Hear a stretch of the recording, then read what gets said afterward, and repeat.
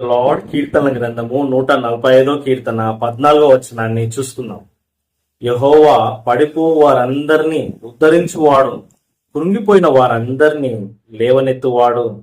దేవునికి స్తోత్రం, మహిమ కలుగును గాక. ఈరోజు పడిపోయిన స్థితిలో ఉన్నావా? జారిపోయిన స్థితిలో ఉన్నావా? కృంగుదలలో ఉన్నావా? ఏదో పాపంలో పడిపోయినావా? ఏదో రోగాన్ని బట్టి కృంగిపోయినావా? అప్పుల టెన్షన్ ఎక్కువైపోయి నిరాశలో ఉన్నావా?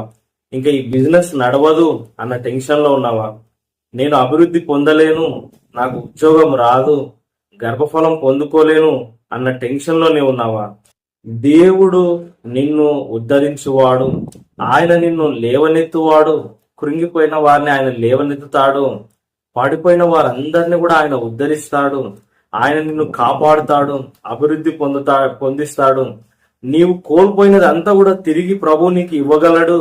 హల్లెలూయా, దేవునికి స్తోత్రం. నాకు నిరీక్షణనే లేదండి, నాకు వివాహం అవ్వడం లేదండి, నాకు ఉద్యోగమే రావడం లేదండి, కుటుంబంలో గొడవలు ఉన్నాయండి, చెప్పుకోలేని సమస్యలు ఉన్నాయండి, ఈ మెంటల్ టెన్షన్ నేను తట్టుకోలేకపోతున్నానండి. దేవుడు పడిపోయి వారందరినీ ఉద్ధరించువాడు. ఎవరు కూడా హెల్ప్ చేయట్లేదండి. అన్నదమ్ములు కావచ్చు, అక్క చెల్లెలు కావచ్చు, మళ్ళీ ఫ్రెండ్స్ కావచ్చు.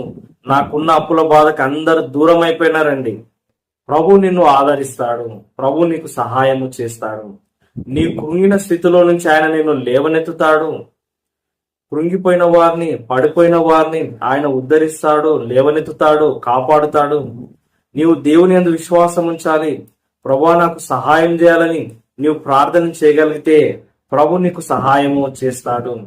యేసుక్రీస్తు ప్రభువారు మహోన్నతుడైన దేవుడు. ఆయన దీనునిరడెల్లా కృప చూపించే దేవుడు. కష్టాల్లో, శ్రమల్లో, బాధల్లో నలిగిపోతున్న బిడ్డలకు ఆయన సహాయం చేసే దేవుడుగా ఉన్నాడు కదండి.